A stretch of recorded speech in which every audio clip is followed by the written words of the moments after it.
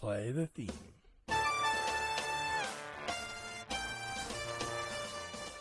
You're nothing but a dead head.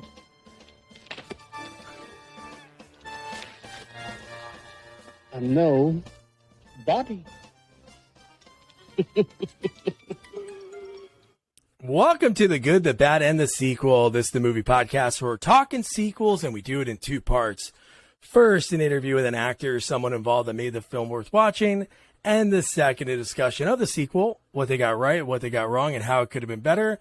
Really hope you enjoyed last week's interview with director, producer, writer. The guy does it all. Brian Usna, director of this week's sequel, Bride of Re-Animator. And the fact that everything on his IMDb was so cool, like Society and Re-Animator. But I love that he wrote the story for Honey, I Shrunk the Kids. What are the chances? Like, so crazy the way he came up with that. But man, this is in our unique films. This is just as unique, but a lot more, I guess, okay to talk about than Toxic Avenger 4, Citizen Toxie last week. But yeah, before we dive into Bride of Re-Animator, I would introduce you to my partner in the sequel watching journey, Jamie Riccardi. Jamie, how you doing? I'm doing great, Doug. How are you doing? Pretty good, pretty good. Have you ever seen Re-Animator or Bride of Re-Animator? I have not. I've heard of both of them. Again, you know, when I was younger, I've heard of them. I thought they were way different than what I just watched. I didn't expect what I watched, and it's definitely one of those. I agree. One of those unique movies that I don't think I've seen anything like this before. But I have so many questions. I mean, I have questions with the title alone. I have questions. So, you know, we'll get into that. But yeah, I mean, I definitely wouldn't put it with Toxic Avenger though. I mean, that movie, you know. Oh no, I know that. I'm just saying just the I guess weirdness, but in this they're like, I guess they're going for it in Toxic Avenger, but we'll get into all that. And we have a special guest joining us to discuss Bride of Re-Animator. Shorror, how are you? Hey guys, I'm wonderful. Thanks for having me on. This is going to be a lot of fun. Have you ever seen this movie before, or is this the first time? So, this was the first time I watched The Bride of Re-Animator. I rewatched Re-Animator yesterday. And it was, I'll be honest, it was a little tough to get through. It is unique in itself, right? So it's definitely got its own vibe. You know, I'm not going to lie. It took me about 3 different sittings to watch it, too. I mean, it took a while to get through as well. I'm kind of sorry that I didn't see the first one because I have a feeling this is more of a continuation than a sequel. Well, you are very wrong. It's really not a continuation. So we'll talk about the end of Re-Animator. I rewatched it yesterday. I was inspired. I saw Shorror on Twitter post that she was watching it. So I was like, let me take a stab at it because I haven't seen that in years. I remember renting that as a kid. So the end of the movie, Barbara Crampton, the lovely Barbara Crampton, who does not age, the end of the movie, she gets choked by one of the creatures that they make. She's dead. Dr. Cain injects the serum, and then the end. She was supposed to come back for this one, but she was already a big soap star by then, and her agent said, it is beneath you. Okay, but is the cop from the first one? He was in the first one. So, yeah, no, you know what's weird? He aged so much in 6 years, because the first one filmed 84, 85, principal photography for this one started in like 1989. So He did age. So he aged pretty bad. Like he got big, he got old. So yeah. Okay. So he was in the first one, and the head guy was he in the first one? The head, yeah, Dr. Hell, yeah. Okay, so he was in the first one, and so it is a continuation. You know, how about the weird zombie people in the hospital? They were in the first one? Yes. Okay. So when you say I'm wrong that this is not a continuation, you basically named every single character that was in the first one. Well, what I'm saying is a continuation. I'm thinking you think end scene like Halloween 4 to 5, he's still on the ground. That's what I thought you were talking about. But no, obviously the same characters, but the fact that Barbara Crampton, who is Meg, whose Right. heart is throughout this movie. It's like she's not forgotten about, but No, sort of. I just meant like watching this for the first time without seeing the first one. They were just all like they kind of referenced the first movie a few times, and these characters. I was kind of lost a few times. It was just. I think it definitely would be better if you're going to see this movie. You got to see the first one first, just because it kind of leads. Well, we but can pause it. I did- If you want to watch the movie right now, we could wait. No, that's all right. Listen, if it's as tough to watch as this one, then no, that's okay. It'll lead for an interesting discussion. Someone who doesn't know the first film to You get used to that. me, who apparently didn't know the other characters. That's basically about me in every single horror movie we've reviewed. Doug, we're gonna work you out today. Oh, good.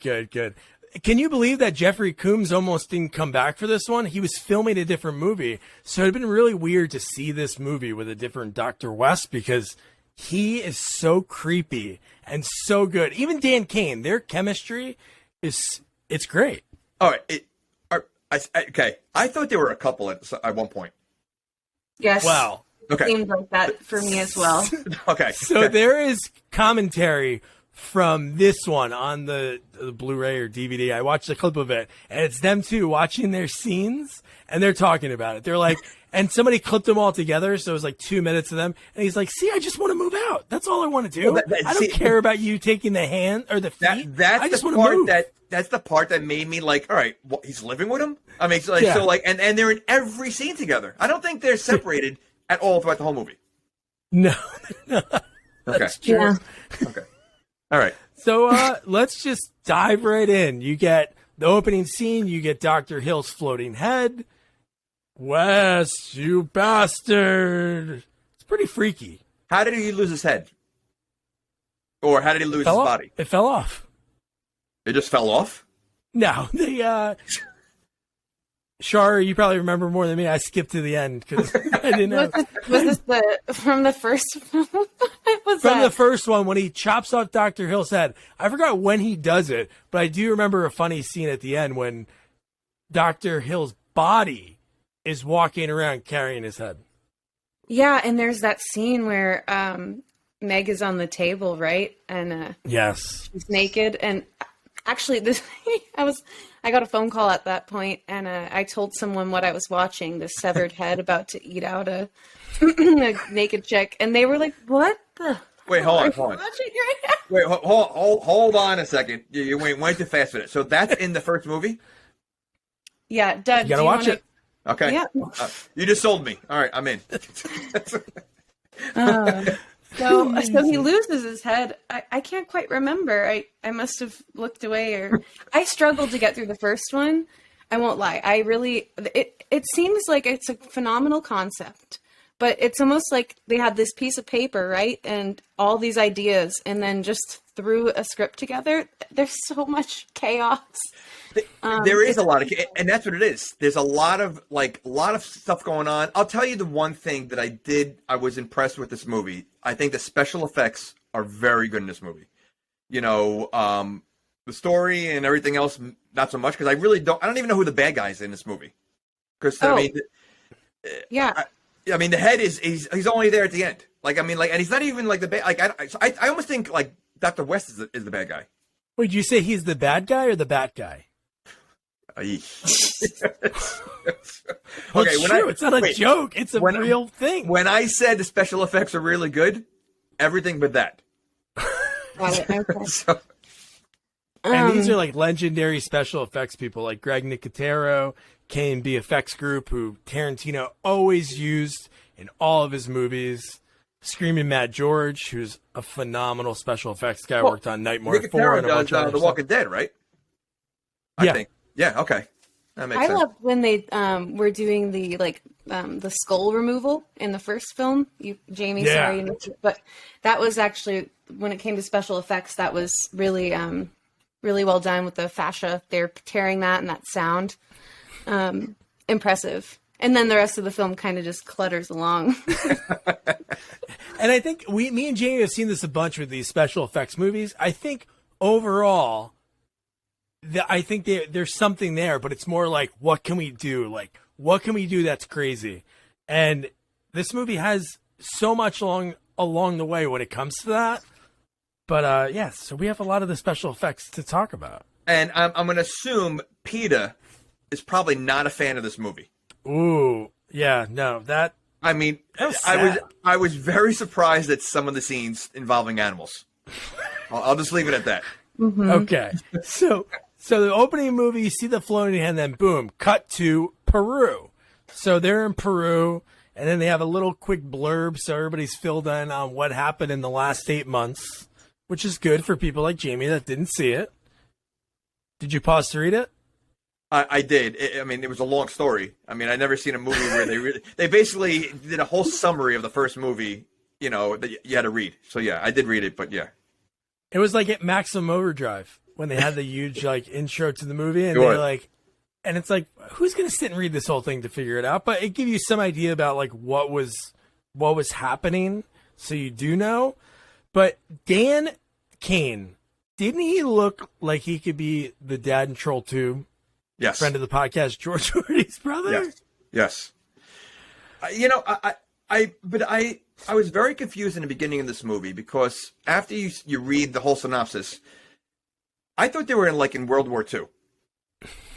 I thought they were I didn't know what was going on because there was, I mean, I'm assuming they weren't in World War II, but I don't know if it was a flashback, but then it takes place in present day or like what was going on with that whole scene in the beginning?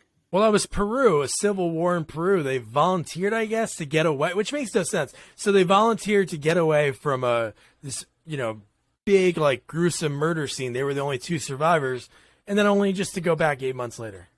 But they made it look like they were getting bombed in World War II. Like it looked like they were in a bunker. They looked like, I mean, if you don't know what's going on, I was confused, and I thought again, I don't know. I was very confused in that part. I thought that he went there also to get supplies or materials for the Re-Animator serum. Is that? That's true. Because he mentioned that too. They only have it in Peru. The lizards are. Yes. Mm-hmm, okay. Yeah. How he's dissecting the lizard later on in the film is links to the Peru aspect. Wait, so the serum only comes from lizards? It's part of the potion. Iguanas? Are they iguanas? Oh, yeah. I think they're iguanas. They are. The pet store was out? Well, is it okay? Well, then we've done this with puppets and marionettes. Is a lizard iguana? Are they the same thing? Well, they're in the same family. Yeah, they're in the same family. They hang out at barbecues, but they stay away. Okay, but can you be an iguana and not a lizard? It looks like you're recording you're inside of an iguana right now. Yeah, seriously. That's weird. All right. That was I laughed way too hard at that. But so this whole scene, you get all the shooting and you see a very familiar face, which this was right after summer school. Summer school is 88 or 87? I would say 87, 86, I think. But yeah. And Fabiana Udinio, I believe, Francesca in this movie. And I know. Why is she there? This whole beginning scene, I feel like it was just a quick filler before the credits. Yeah. Right? 'Cause this is right before the credits, right? Yes, this is right before the credits. Okay, so it was almost I didn't know what they were trying to do because she shouldn't have been there, and it looked like they went back in time to do something, and then this whole scene did not make sense. Yeah. It was, and then the dramatic, "I'm taking you home," or what is he saying? Cuts. It's West is really good at dragging bodies around. And for the entire film, it's how does he get these corpses or bodies from here to there? And no one somehow stops him. No one ever. Sunglasses. No, sunglasses. It worked a weekend at Bernie's. Nobody cares. You put sunglasses on anything. They did it the one time. He everything else, he grabs arms, legs. Where does he keep them when he's walking out? He even cuts a head and puts it in an ice bucket, and the guy doesn't notice that there's no head, or he was able to cut it out with the guy almost right there. And do these body parts ever decompose? Well, that's what the serum does. It makes it so they don't decompose. No, I know that, but they still look pretty fresh when he starts working on them. Yeah, I think that's just movie magic, right? Movies is magic. So then you have like everybody storming in, shooting the guns, and then you have Dan get stabbed, and then for like a second I'm like, whoa, is this guy gonna be like? I thought the whole movie was gonna be revolved around him, getting Re-Animator or saved, but no. Then we just cut to the credits, right? Then they just storm out. But one thing that's crazy is not saying they would do a prequel to this movie, but like with Dr. West, like he's pretty good with a gun. Throughout this movie. Yeah. Throughout the movie, correct. Yeah. Yeah. So maybe he has a military background. I don't think so. No. You don't think so? So here's something for both of you to chew on. This was the sequel they came up with, but the first idea is even crazier, but I think it could be maybe better. So the one idea was Dan Cain takes a job as a building superintendent so he can continue working on Meg's body at night. Then government agents find out where he is, and they secret him away to the White House, where he's reunited with Dr. West, and they're instructed to reanimate the President of the United States. Who? I would love to be in the room when someone delivered that excitedly. Well, I want to know what other options they had that they came up with the one they used. Because if this is the best of all the options they had, they better fire the whole team. Well, I just think the fact if they wanted to get Francesca in the movie, I don't understand like why it had to be Peru. It could have been, I don't know, maybe they wanted to, it's not like they shot on location, so it's not like they needed Peru as a backdrop, like they wanted a vacation to put into the budget. It was just a tent in someone's backyard or on the back lot. But the name of this movie is Bride of the Re-Animator, correct? Yeah. Okay. So number one, Dr. West is the Re-Animator, correct? Yes. So it's not really his bride, right? He's working on Cain's girlfriend, and they're not even. Well, getting her heart, yeah. So the name of the movie really doesn't fit at all what's going on, and no one's That's getting a married. theme.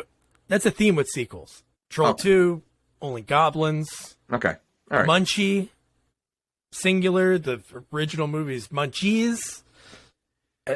Listen, if they threw in Bride of the Assistant Re-Animator, okay, that would make more sense. It couldn't fit on the marquee. I love it. Yeah. Jamie, who hasn't seen the first one, but he has the logic. Listen. That's all I'm good for is to break it down and get some logic involved. You might break barriers. You haven't seen the first one, and we might make discoveries. I'm all about improvement. Like it. So then I love the intros to both these movies. The music's awesome. You like feel that vibe of you're watching something like very like sci-fi, spooky, like throughout it. Reminded me of Psycho, like the music in Psycho. Yeah. It was a good, choice for music for this. Yeah. I might make it my ringtone for the rest of October, honestly. Nice. You know what? There you go. Yeah. That could guys could like that, or they could run. Who knows? Yeah. Yeah, I mean, I don't know. I don't know your status, but I mean, if you are single and you're going, on a date, and all of a sudden that goes on, you might be chasing some people away. Well, I would be surprised if people knew it. Let's put it that way. I got news for you. I'll be surprised if you're able to find it. So that's easy. That's it's Jane. It's the internet. Come on. Oh, that's true. Okay. Yeah. Listen, I can't find the Cannonball Run song in Apple, so I mean, that is true. We'll So get you then- drunk and I'll have you do the do-do-do-do-do and I'll record your voice. Yeah, that's good. All right, sorry, Doug. No, you're good. So then after the credits, we cut to Mystic. How do you say the hospital? Mysticatonic? When I saw it, I thought it was Miss Catatonic. That's what I thought it was. Is it? That makes sense. I don't know. Did they? I think they said it like 2 times or 3 times. And I feel like every time I just didn't catch it. When I saw the sign, that's what I thought. But I mean, I could be wrong. But that sounds like it would go. Shar, what do you think? Miskatonic. I don't know. I didn't pay attention to it. I like Catatonic better. Yeah, we'll go with Jamie. We'll go with that. So I did like that it's set in Arkham, Massachusetts. So like, I don't know if Batman's from Arkham, Massachusetts, or they were fans of Batman through an Arkham. You know, I didn't get that part until he said it later on, but I thought it was just because they were at a psychiatric center, right? That's true. And Ooh. Arkham is a psychiatric center, so I didn't get it that there was a town. I just thought I thought he was joking, like what a Batman joke, because that is Batman's kind of thing. That is a I'm gonna look Batman that joke. up after this. That's Well, I don't know if it's a joke, but it's homage or something. oh. So then right from here, this is the first time that we see Gloria, Kathleen Kinmont, next week's guest. It's Dr. Cain, Dr. West, back from Peru, back from 8 months after this like thing that only them two survived, and everything's fine. Are they scientists or doctors? Like, what are they? Well, They're both doctors, but I think West is like the crazy scientist. yeah. So he's both a doctor and a scientist. Because I mean, in his laboratory, he has all those different shaped test tubes, which all mad scientists have. Which I never understood why they have to have like the squiggly test tube and all. Like, why can't they just have normal test tubes? Why does it have like their whole setup is always like weird, different shapes and funnels and tunnels and stuff. Maybe if you're evil, that's the one they sell you. So the cops know. So they know the difference between a good scientist and a bad scientist. This guy's a bad guy. So right from the get-go, Cain kind of like has something for Gloria right away. And then you have, as soon as she leaves for surgery, he looks at Dr. West and says she's not an experiment. So right away, like, obviously she's going to be the focal point in the movie. Or is she? See, I thought he was like dating her or something. The way he was talking to her, he was like very caring to her. He actually picked her up to put her on the gurney. Doctors don't do that. Yeah, Usually I thought it takes they were about a 2 or 3 couple as nurses. What? well. I thought they were a couple as well. Yeah, they totally made it look like they were a couple. I mean, I'd fall in love. I talked to Kathleen for an hour and I was in love. listen, he throughout the movie, he's in love with the corpse and Volata Vagina, whatever her name is. What's her name? Yes. Francesca. Yeah, Francesca. So he's hooked, like wants to hook up with both of them. So I'm not surprised if he's also hooking up with some of the patients. There's sexual tension with Dan's character throughout the film. Every person he interacts with, you think he's in a relationship with, right? And Dr. West. Yeah, And that's the old nurse. Yeah, And the old nurse with the red, perm. Yes. See, so he definitely is one of those creepy doctors. creepy enough. Yes. So one of my favorite jokes in the movie, besides in our intro, the no body, was they only did it once, and I was really hoping it was a recurring joke. But when the cop introduces himself for the first time, and Dr. Graves looks at his badge, because he's like, I'm Lieutenant Chapman, and he goes, Leslie? They only did that one time. I thought that was pretty funny. You wanted them to do that more. I like that. I like that joke. I'm glad. I'm with you. I chuckled. I don't think we needed that joke more than once. Twice. Front and back. Use it later on when he's like already what he becomes.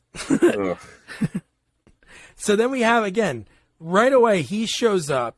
And this is the scene. This is the first clip that I had to find, because how does this happen? Like, how does this come to be, like, as a cop when he just walks Showed in up at a carnival sideshow just outside of Arkham. Dr. Hill? and he has the head on, like, Yes, butcher paper? You see, the skull is fractured. Right? Well, he got it at a carnival, didn't he? Didn't you know it was missing? Well, yeah, they filmed that scene. They cut No. that out. But I this whole fixed part, it. he looks he's so normal about the whole thing. Who? Like, that should...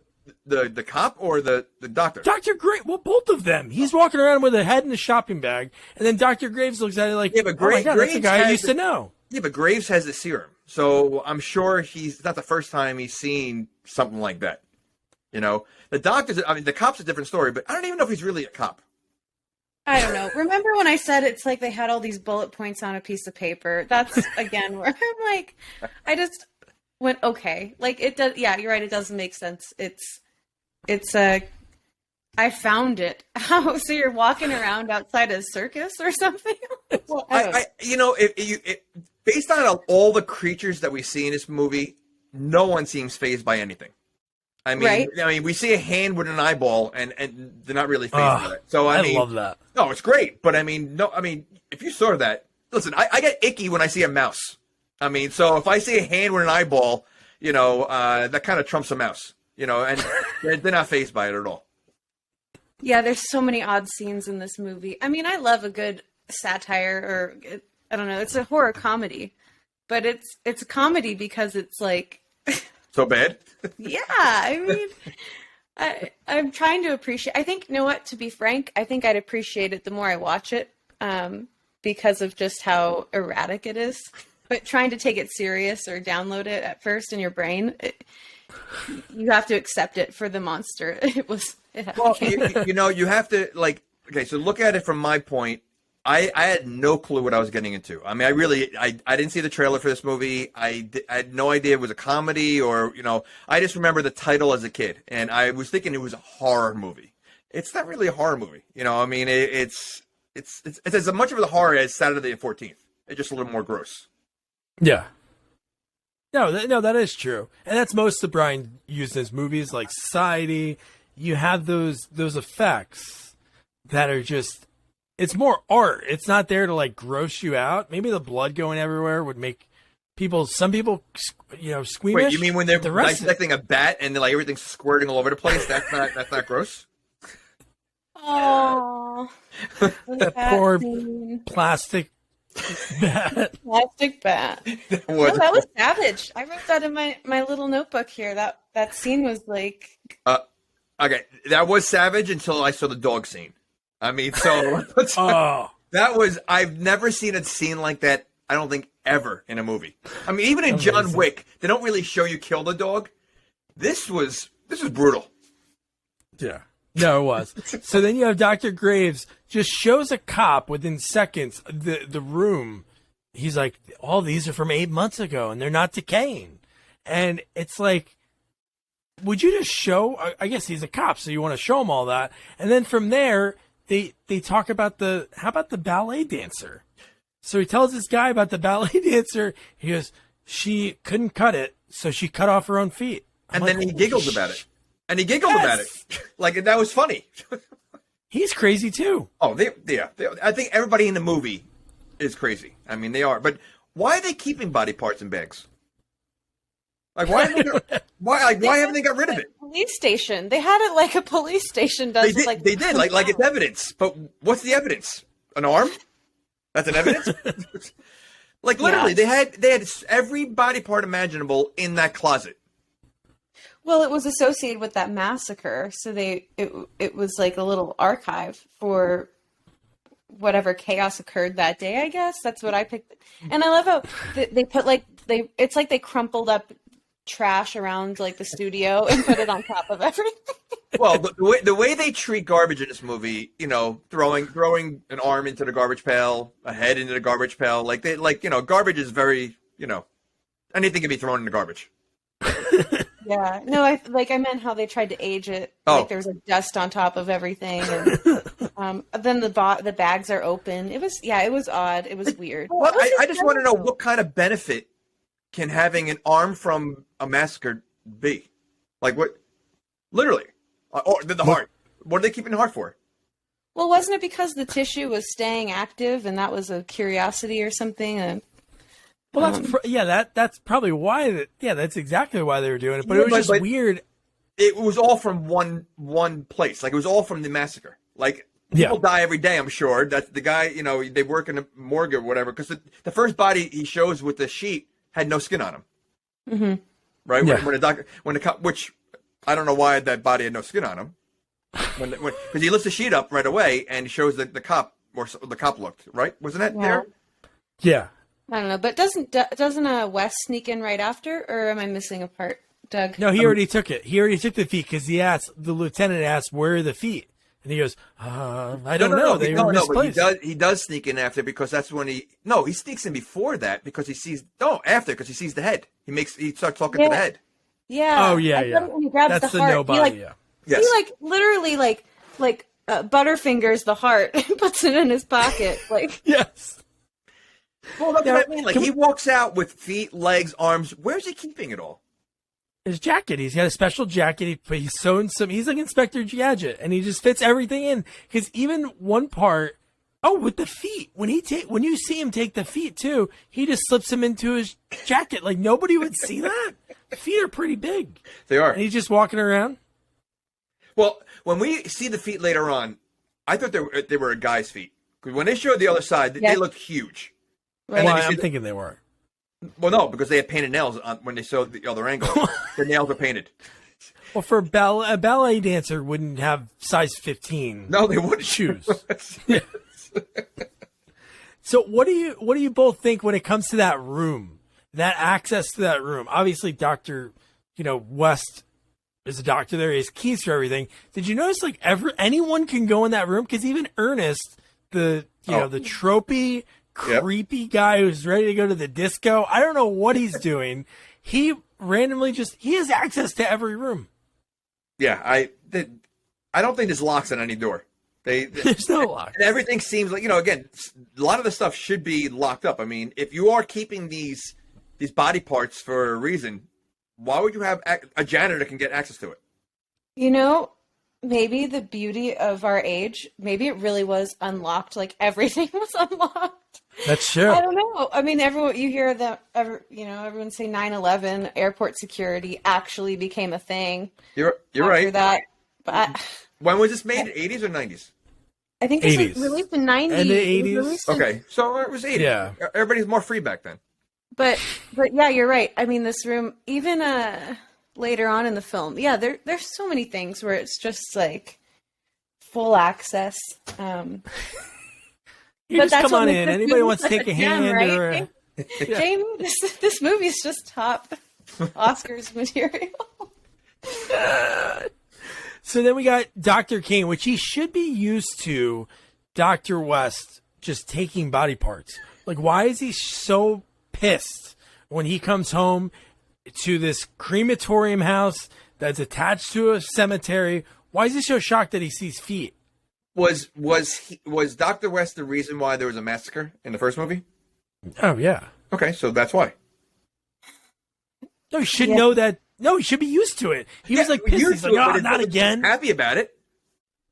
Well, I think because what we said, a theory was that they escaped because of that whole thing. So he's almost recreating the initial problem that they had to run away from. But I don't know, maybe, you know what? West seems like a druggie to me because he gets excited. He puts like anything and everything together. There's a scene later on in the film where it's like he's fiending to use this, Re-Animator on anything. Yeah.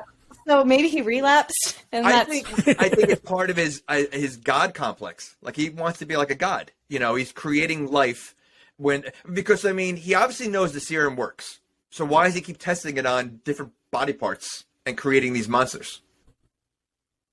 Yeah, because he can. Exactly. Right. Yeah. And to the saddest part of the movie where PETA is going to get upset, and the fact that this iguana survived the trip back from Peru. Why did it have to be an iguana that he sort of chloroformed it? Wait, in order to iguana? So what animal would you prefer? Which one would I want dead? Welcome to which animal would you want to see die on film? I don't know. Well, listen, in The Fly 2, they use a dog. Yeah.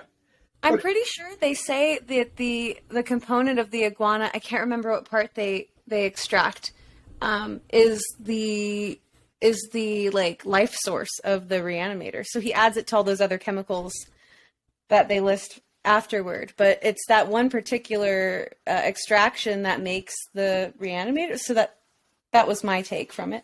All right. Yeah, so and it's green. And it's green. Okay, so let me ask you then. How do they find that out?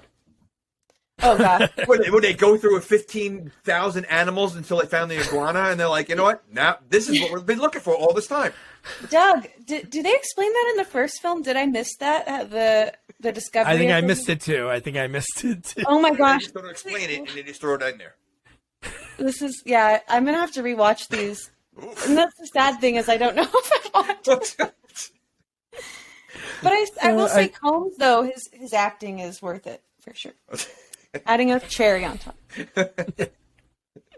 I think, Shorror, I think this goes with your bullet points. Because, again, there's so many of these things that they just had to get to that point. I was even thinking about Dr. Graves' name.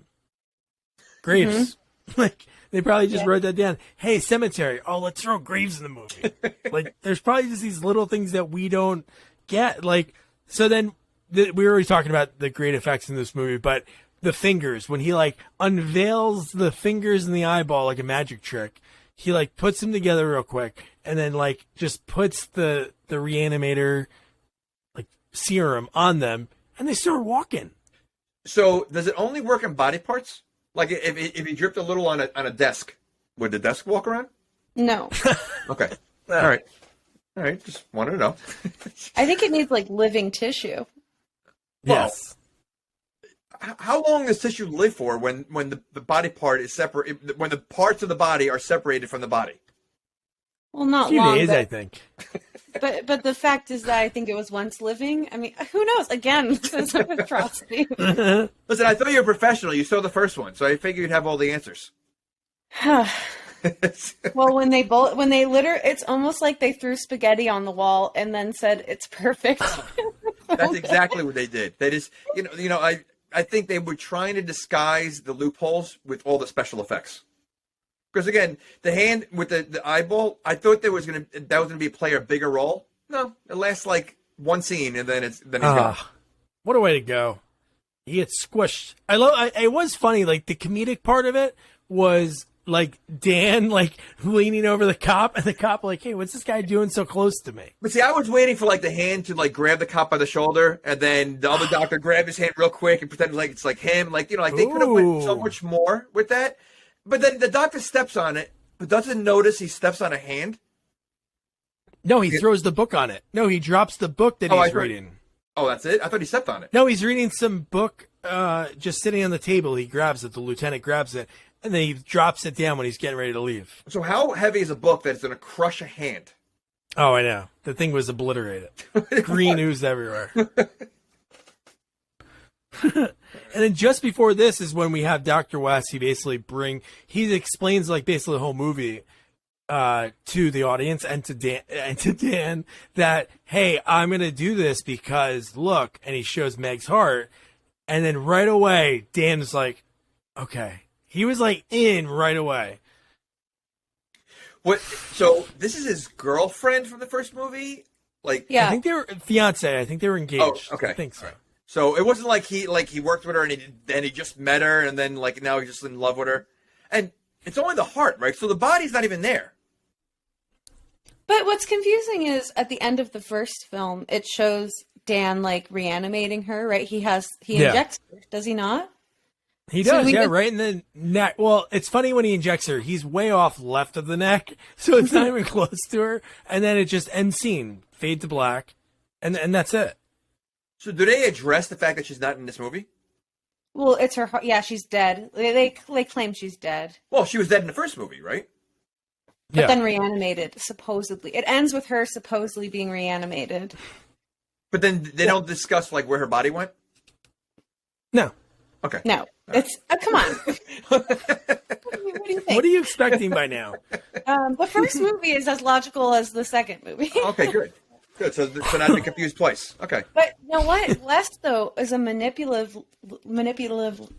Oh my god. He manipulates them the entire time with like kind of dangling this carrot. Oh yeah. Like Meg, remember her? Yep. Here's her heart, and he instantly becomes like pussy whipped to do whatever West wants. It's there's definitely sexual tension because he also doesn't he somehow see him and the Italian chick have sex? Oh my god! Yes, and he walks by like he looks like he's upset, like he's hurt. I think he's supposed to be Okay, you guys might know more about this lore, but is he like a homosexual? Like there's like that homosexual tension of the 80s. Well, there is a lot of that in the 80s movies. Yeah, Freddy's dead. Part 2. They put that in a lot of the horror movies. Top Gun. Yeah, I feel like it Top shows Gun, like the gayest movie of all time. it shows like a jealousy, like he's territorial over Cain's character, and he's like watching him, right? He's like this mother. It's almost like Psycho, like the mother complex. Anyway, But somehow Cain always falls for it, though. Like, he comes across like he's a smart doctor, you know, he cares for his patients, but he always falls for West's antics. because he likes attention, probably. I think West, they both do. West obsesses over Dan, so Yeah, he I does. don't know. I'm tapping into the male ego here. Oh, West definitely has the male ego. That's for sure. And I think because he's like, I did this for you, which is really nice doing it for you. He's doing it for him. Of course. But to get Dan strung along, he's like, we're going to use Meg's heart. It's going to be for you. And then it's right at the end, he gets jealous that the bride isn't for him. So it's kind of confusing. It's like this weird cycle that he's in. Mm-hmm. Well, not for nothing. After you see the bride, why would you even want her? I mean, well, he was saying how beautiful she was, and I'm like, oh, okay, buddy. see, I expected, like, for them to all get excited about trying to fix this woman. I thought, like, you know, somehow the serum will make her a woman.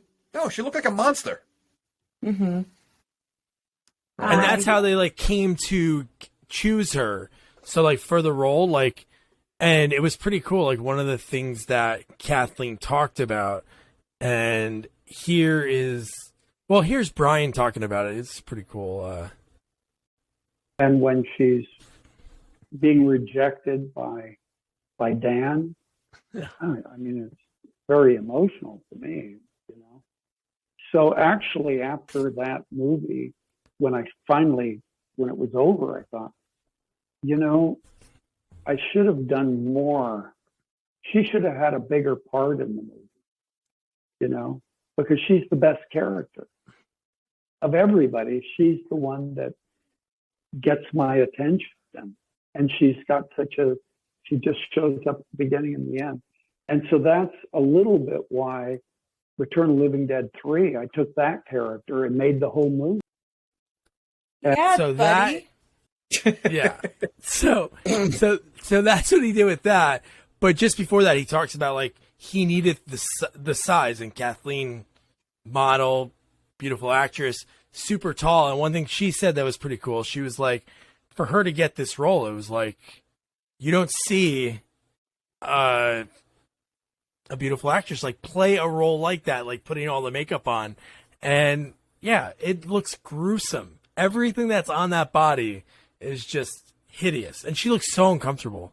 Oh, she does look like it's got to be uncomfortable. You know, I mean, no, that's. I wish they would have sped it up and brought her in earlier on. It was kind of a loss to go through all the bullet points that they just entertained. No, you know what? The whole movie is based on building her, and they build her, and she's alive for what, 5 minutes? Like it's so it was like, again, the plot of the movie lasted. I mean, their goal lasted 5 minutes. Like, yeah, They could have gotten rid of the Italian Peruvian chick. Whoa. Or had her. Well, they could have had her in maybe a quarter the amount they did. Because I don't know how Doug wants to do this, but they kill her dog, and then all of a sudden she shows up to like give him a gift or something at work the next day. Weird, I know. It just seemed that character seemed like a big fill-in. Definitely was a fill-in. They could have reversed the amount of screen time for those two actresses. That's my point. Yeah, well, honestly, I mean, I'm glad they had her in there, you know, for obvious reasons. But at the same time, she really didn't have to, because he wanted his ex-girlfriend back. You know, he wanted the whole heart situation. So why is he even dating this other girl when he's waiting for the reanimation of his girlfriend? So Weird. That made no sense. So they really, I mean, and technically, they didn't need her in the movie at all. No, Like, it made no 100%. And then that's like what I said to Brian right after that, and then we'll get back into it. But I was like, because he had a regret when I mentioned, oh, I talked to Kathleen last week. He was like, oh, what did she have to say about working with me? And I told him exactly what she said. But after that clip, I was like, maybe it's like Jaws. Maybe if you saw her too much, it wouldn't have had the same effect. But who knows? Yeah, no, I know. It's you know what? It is what it is. But you know what I do know? Dr. Graves now thinks that he can be Dr. West. He's in that room, and this is when he finds the dead bat, which you mentioned already a few times. But the fact that he is using the green stuff, does he know? Dr. Graves was not in the first movie, right? So then where did he get it from? Oh, no, he found it in the room. It was in that room. He found that green bottle, and he looked at it, and he was kind of like surprised. Like, Shar, do you remember Dr. Graves in the first one? No, and to be frank, I wrote down where did Graves get the serum, and that's what pivoted my thought of, oh, Wes is almost like a little drug addict. He like leaves his stuff around. He has it everywhere. He can open a drawer. It's there. It's like it's this thing he's obsessed with that he like hid, and I don't know. It seemed again like a bullet point answer of, okay, yeah, it'll be laying around, and it was a substantial amount too. It was, and I think you're right, because he does seem like he's coked up the whole movie. Sure. His energy level and everything else, like, he's always like always seems like he's in a rush, and he's always, you know what? He might be. He's in adrenaline and the fact, mode. Yeah. And I think Shar is so right in the fact that if he gets other people to see it, they'll get that God complex. So they'll be like, okay with it. So if they got into a part in this movie that like Dr. Graves noticed something that Dr. Ruffs is doing, maybe he would like put it aside or brush it under the rug because he's like, See, I would think that if he knew, he would kill him. Like I could see Wes, if he found out that Graves had it and was using it, he's such a nut job that I think he would have killed him. Wow.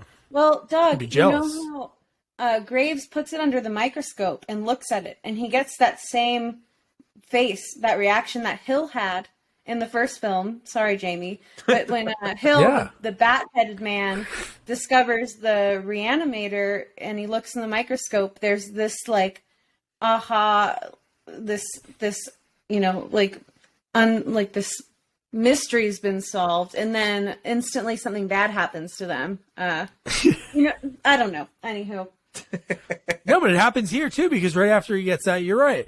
Then he like pumps it into the dead bat. The bat starts flying around. He catches it, and then he slices off its wings. But this was not a real bat. Okay, but yeah, why wouldn't they kill the bat first and then slice the wings off? Like, they took the wings of the flight aspect out of it. I mean, I don't know. But it looked like they had the bat pinned down. Like it was like pins in him, like nails in him, holding him on the board, and then cutting him while he's alive.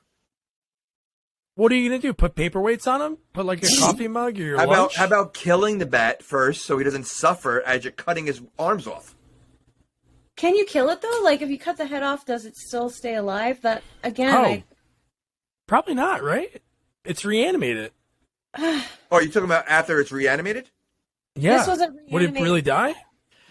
See that? Okay, so that's a good question. So that's something that's reanimated. If you cut like the arm off, is the arm still moving around? Like is our body parts still moving around? Or do they have to all, depending on what they originally attached to? So these are questions we're not going to know. Does it have to work like a normal body?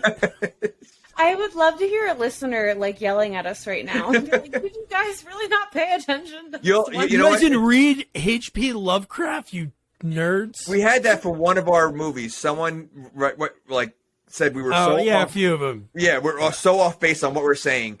Yeah. Oh, if anyone is listening to this and they are like, dudes, come on, tell me everything. Fill me in. Be harsh. I don't care. Oh. You know what? Me out. I enjoy getting like feedback of the truth of Yes. Again, I'm this is all speculation for the most part. For especially, I mean, I've never seen the first movie, so when someone can correct me, by all means, correct away. Go for it. Yep. So then we talked about a lot of these scenes. We talked about Ernest, the morgue employee. He has that outfit looking like he's going to the club, and he's easily convinced to. Hey, Ernest, they need you upstairs. And in seconds, Cain and Wes take the body with the sunglasses, and the fact that everyone outside sees the because the dog, Francesca's dog that she brought from Peru.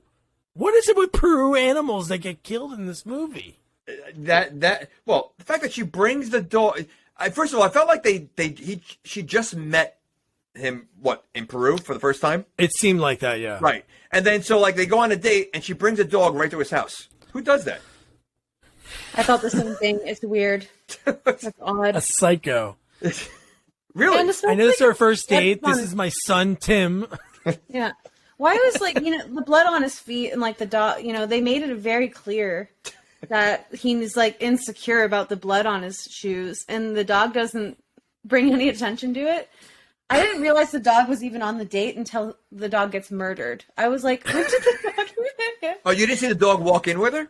I didn't pay. No, I think I was paying. He said, "You look great." So I was looking at her, to be honest. And then the dog's there. And I was like, oh, okay, I guess I missed the dog. But they made such a pivotal, pay attention to his shoes. And then nothing came of that. She didn't point them out.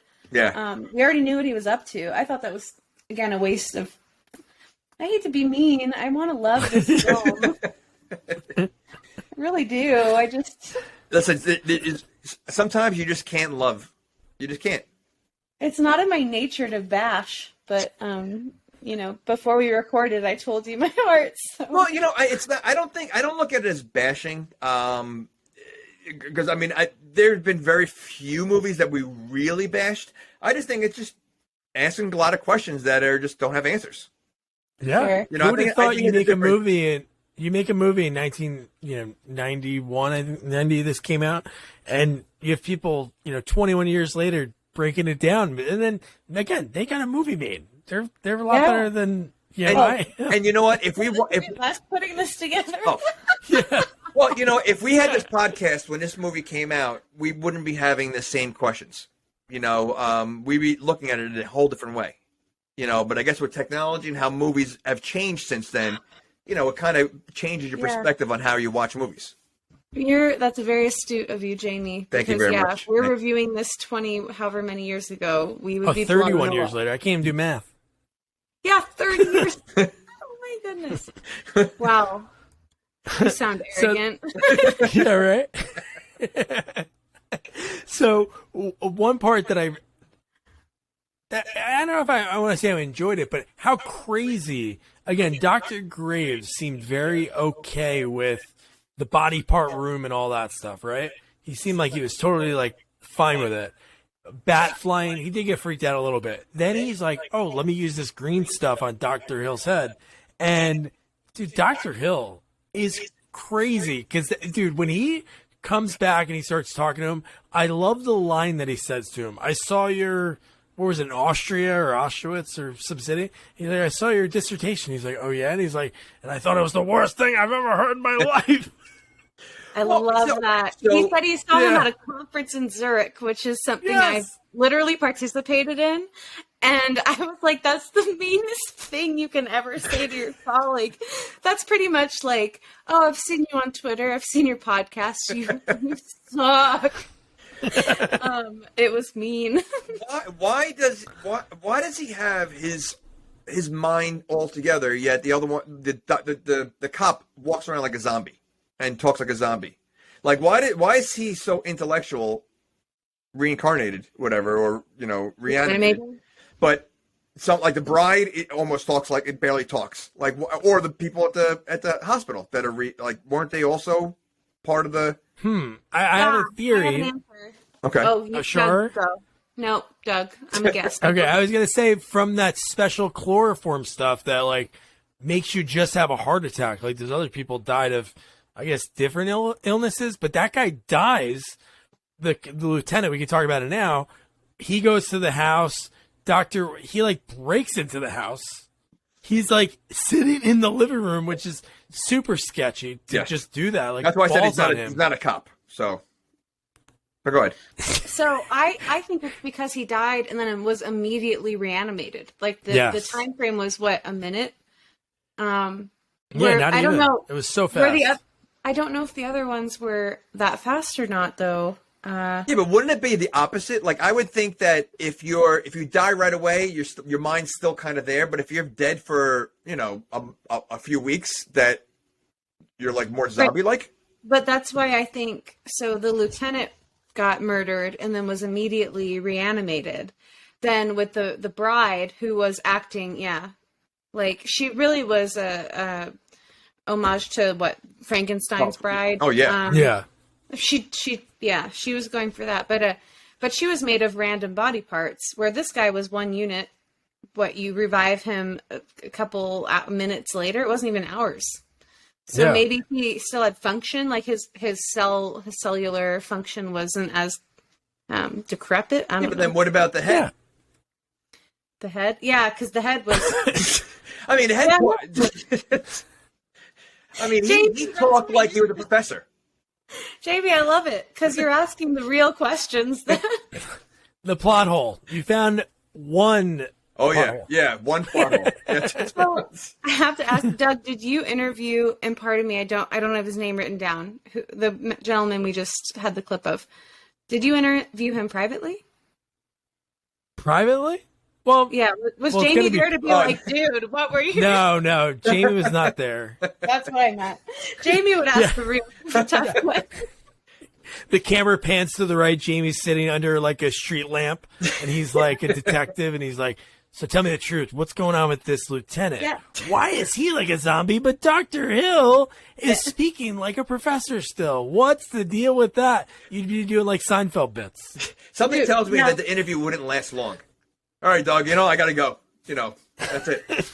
No, you would probably... I actually listened to an interview with that gentleman, and he's really passionate, and he seems like a sweetheart. I'm sure you enjoyed talking to him, but you probably would have gotten a 20-minute answer that never answered your question. Let's just say that interview, longest one ever so far. That is awesome. 2 hours and 15 minutes. Wow. So we were talking about, so we just mentioned we went ahead a little bit when it came to the lieutenant, to break that down for Jamie, what the zombie rules aren't really in this movie. But one line that I did love by Dr. West was right after Francesca came up and said, "How about I cook you dinner?" And then why wouldn't then he be like, "No, my house is like a shit show. Don't come here." He's like, "Sure, fine." And I love his line. He like says it like out of the side of his mouth. "Don't let the little head rule the big head, Dan." Yep. That was funny. But yeah, you're right. Why? He's going on a date with her. Why would he bring her to his house? Knowing that he's got creepy West there and, the whole secret lab. Like, how about go to a restaurant? She didn't want to. She said, you can't bring a dog to a restaurant. That's true. Pet friendly wasn't a thing in 1990. So how about the next part? The lieutenant sees them talk. Obviously, they're going to have dinner, so they know each other. Within seconds, this freaking guy's like, "Oh, I want to go interview you." And he doesn't know much about her, but he brings her up to the floor where all these crazy people that survived the first movie are at. Yeah, I mean, I questioned that right away. He brought her in areas where no civilian should be allowed. First of all, he's very creepy with her because a lot of times throughout the movie, when he's grabbing her, he's grabbing some areas as he's grabbing her throughout the whole movie. Creep. Just saying. Well, we find out what he really is. He is a wife beater. He's not a good guy. Correct. He's not So anything that's good. Yeah, he's a creep. Did you guys not jump at all, Jamie? And you wouldn't admit it. I kind of jumped. Whoa. Why wouldn't I admit it? You wouldn't admit it if you jumped. I would admit it, and I did jump. How about that? You did? Okay. Okay. I want an apology. Oh, I'm sorry. Okay. But I didn't think they were in that room. I know. What the balls on this guy to bring her into the room. When I saw like the reach and she starts to fall, I'm like, how the hell did this happen? Aren't they on the other side of that glass? And that's the reason why he should not be bringing civilians in there. That's true. I mean, she almost died. Why are those guys always throwing up? They're walking and throw up the whole time. I don't know. And they constantly look like they're ready to throw up more. Like throughout the rest of the movie. Maybe that's a part of being a zombie. You eat bad sushi or something. The whole movie, like, Oh, the zombie. Yeah, I mean, I agree. He drags her around, and yeah, it's a weird scene. The scene is laid out very sloppy. He's like, "Hey, I just met you. I don't like your boyfriend. Let me show you why. Let me almost get you Here's killed. this thing that's gonna attack you. That's never happened." And she's just like, "Okay, maybe they're trying to say European women don't know better. I don't know if it's an insult. Like, it's so weird." What were we trying to prove by showing them to her, though? My wife. This was my wife, and your boyfriend did this to her. She's like, "Oh, okay." I mean, that's how I took it. Like, Wouldn't she have said, "I don't even know this guy. I met him for a second in a medic tent"? And maybe they must have cut a scene out, because they should have a little bit. I know that was the perfect segue to the intro credits, but shouldn't they have something like her nursing him back to health or something? You at that point, because we knew her, because she's in a ton of other things. Even if we saw this in the theaters in '90, we'd be like, "Oh, that's the chick from summer school." We'd have been like, she has a bigger part. But if not, I would have thought she's just someone that stumbled upon this tent. What's her occupation? she was a missionary or something. I think. That sounds again, right. I read this. I had to read like the summary of the film because I was so confused before it came on. So she's an Italian in Peru. So that's why she goes from being Italian and Peruvian. That is. So that's how they explained it. Yes, Okay, so she's a missionary. I'm guessing.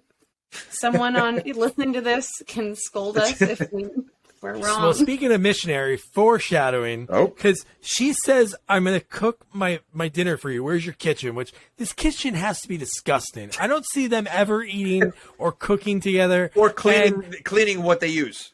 Oh, exactly. And how did Dan forget that she was coming? He was like shocked that the doorbell rang. But anyway, she's doing the sauce and she goes, "This is my special sauce." They both lick the spoon. They make out. Cut to them naked in bed having sex. Right? Yeah, that moved pretty quick. Because what I think they wanted to kind of get to the meat that they were gonna have it do it. Well, you know what it is? It's sort of an 80s movie, and according to the rule, we haven't seen any boobs yet. So that was kind of the first boob shot, almost. Mm. So Well, it was. Okay. Well, you don't really see the whole thing. It was weird because he more like side pulled it. boob. It was side boob. Yeah, with side boob, you never see your nipple. Correct. Yeah, but I will say, I thought it was erotic because West kept looking up, like curiosity, right? And the little like what is it, voyeurism in him was very, very apparent. Well, were they in an open bedroom? Like, were they just doing it like in a living room? Because I mean, Well, it's not a real house. It's not a real house. Huh? It's not a real house. It's a mortuary. So I think they have just beds thrown around anywhere. Wait, it's not a real house. Is that where they live? It's a mortuary. It's not built to be a house. Maybe there's little offices, but I don't think there's full bedrooms in a mortuary. But they live Well, there.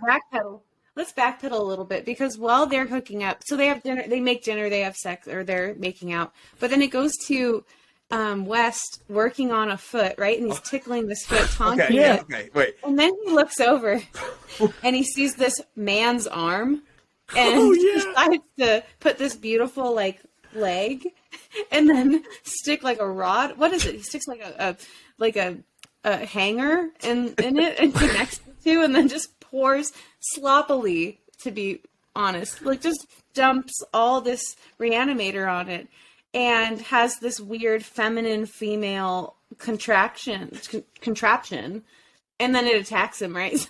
I can't believe we missed that part because I did have a question about that. So yes, so he's tickling this dead foot of it was a pretty big foot. How gross is that? Tickling. That was a girl's foot, though. That was him being a little titillizing to. Yeah, I get. I mean, like, but it's a. He doesn't get any, Jamie. He doesn't get any. We know.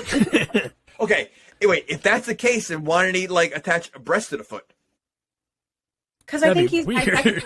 Oh, okay. I think he. Wait, hold on. Wait, that would be weird, but a hand and foot together is not weird. Or eyes and fingers are not weird at all, but a breast and foot, forget about it. That's really weird. Now, is this before or after he was peeping on? Before.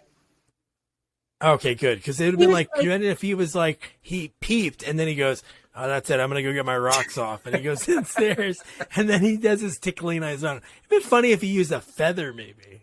Yeah, true. See, they needed you. 30 years ago, what were you doing? I was using a feather.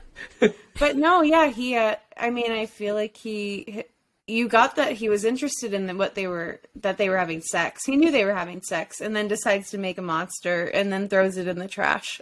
Maybe he's never seen sex before and he was amazed at what they were doing. But he goes up, but they don't show him go upstairs. It's just that he is upstairs and staring in their room. Well, that's what I mean. So, like, are they just out in the open, knowing that, you know, Ken or whatever his name is knows that Wes is there? He's just right in the open like that? Oh, I think Dan likes attention. Oh. I think Dan's character likes to be adored and fantasize. I mean, everyone, he's the character in the film that wants everyone to, not wants everyone, but is adored by everyone. So he's McDreamy. Yes, he's everything McDreamy. is jealous about him. Mm-hmm. Mm-hmm. He's Okay. McDreamy. Okay. So he's pretty like, hunky, I would he's say. like, you can watch. I know you want to be in here, West. And then after he's watching, then that's when we talked about he goes downstairs from that after he's like maybe getting aroused, maybe upset. He sees the lieutenant, and then that whole scene we talked about where he gets reanimated. Well, the lieutenant, who supposedly is a cop, bullies his way down without a warrant to go, and Wes is trying to stop him.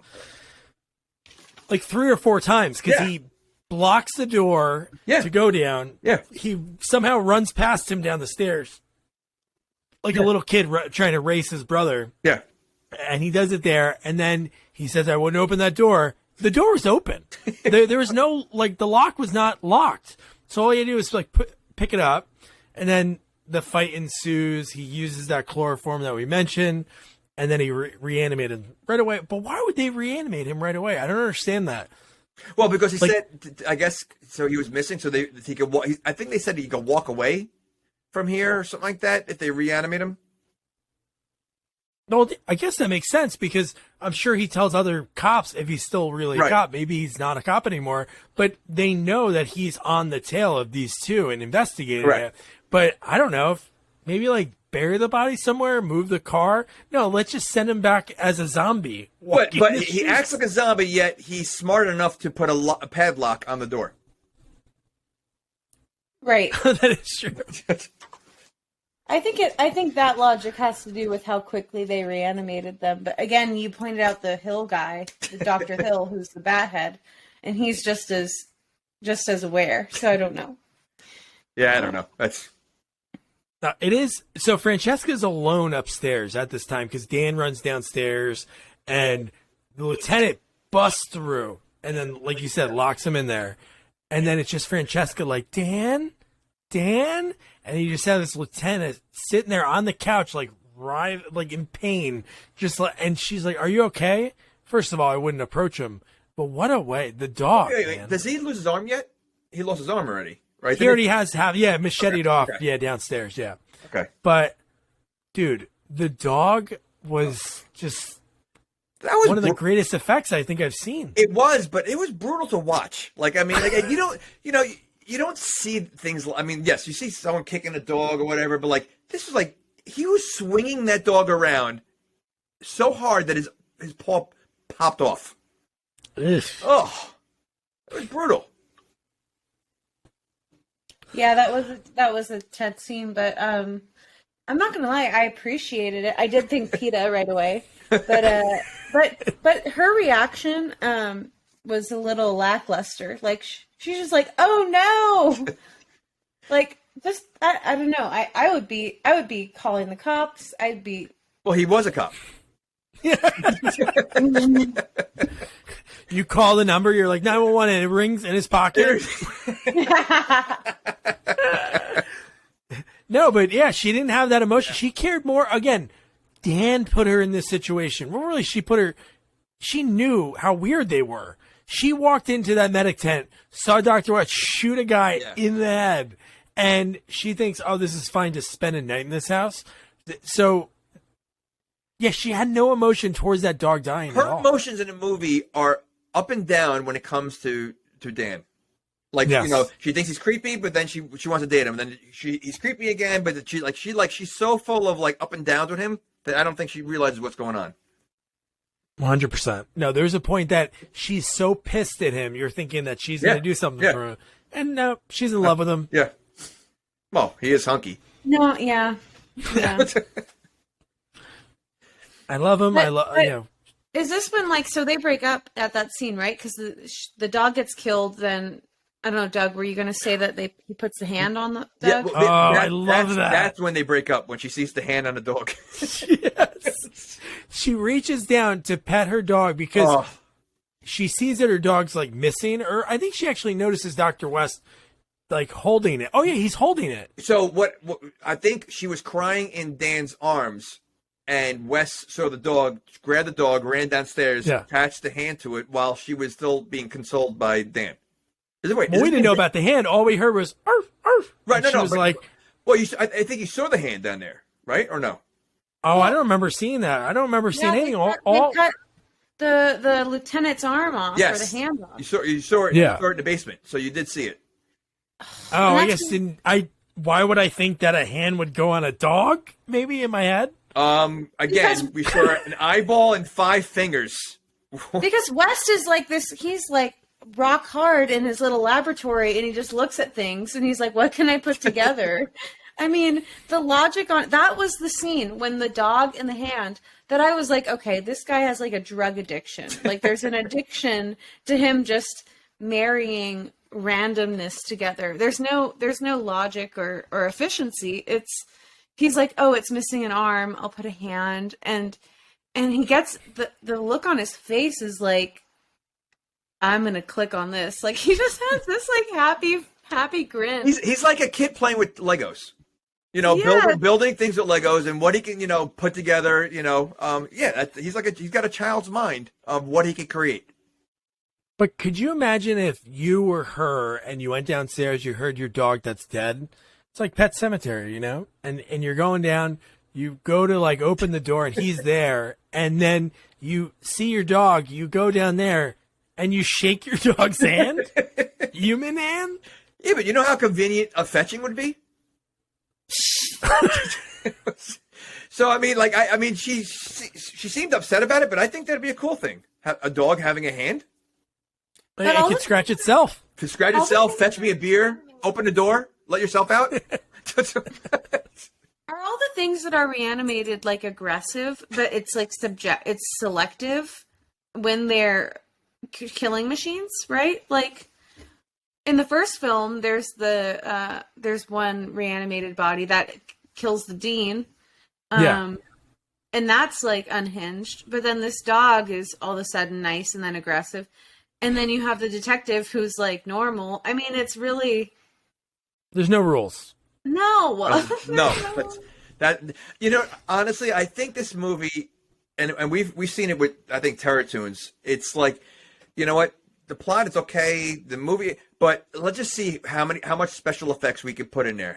What weird things can we put together to show the audience? It's all about because there's no need for a lot of this stuff, but it's cool to see, so they want to show off their skills.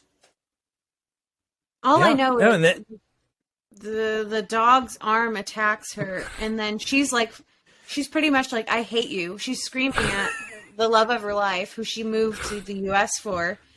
And then the next scene is Wes following Dan around, or Cain around the hospital, like, kind of like, are you mad at me? Like, he's all like girly. He's like, so, I'll see you later, right? Like, it was so weird. He seems like, now, what's his name? Dan or Ken? I keep calling him Dan, but is it Dan? He looks like a Ken doll, I guess. He does look right? like Ken. Okay, so, but Dan obviously is a doctor with these patients, because he's talking to them. He's the one, helping them with the gurneys and everything else. What is Wes doing in that hospital?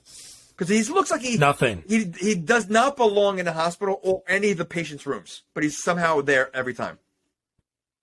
I don't know what he does. Really? Well- I don't know really what he does there. He follows Dr. Dan Cain around. Yeah, but the hospital allows that? Like, oh yeah, he's just my friend. You know. Yeah. All right, we'll pay him $100,000 a year. Let's have him on board. But no, but he is there ready to make shit worse because they go to visit Gloria. She flatlines, and Dan's like, "Oh no!" So then they start trying to bring her back, and within seconds, he's like, "Scalpel." Yeah, Holy shit! What were they? Well, I mean, I think the reason why is that was the first set of boobs we saw. So I think that was like they needed to, again, it's an 80s. Oh, that's movie. why they did it. That's why they did it. Because there's no, like, what was he trying to do? If she's dead, when do you use, what is it, defibrillator or whatever? Like Well, he used that first and it didn't work, so he thought. So cut her open? Let's open. Yeah, and Let's backpedal for a second because you, Jamie, and I were both like, we thought they were in a relationship. She's on the back burner for 45, 50 minutes of the film. yeah. Then all of a sudden, he's like, hey, honey, Yeah. I've missed you. You're like, what? What's their relationship? Was she just a sick person that was there? Not only that, just the last scene before that, he was having sex with the Italian chick. It's so odd. And then, he goes into like, he's like, you're like Megan, whatever. I love you, all this. And then she dies immediately. As soon as he touches her, she dies. And he tries to, bring her back to life. And he's calling himself an idiot for not seeing the signs. I didn't see any signs that he missed. It just happened. Yeah, right? Like, none of us are like, dude, pay attention. It's just like... He was giving her mouth to mouth, right? Did he kiss her? No, he was giving her mouth to mouth.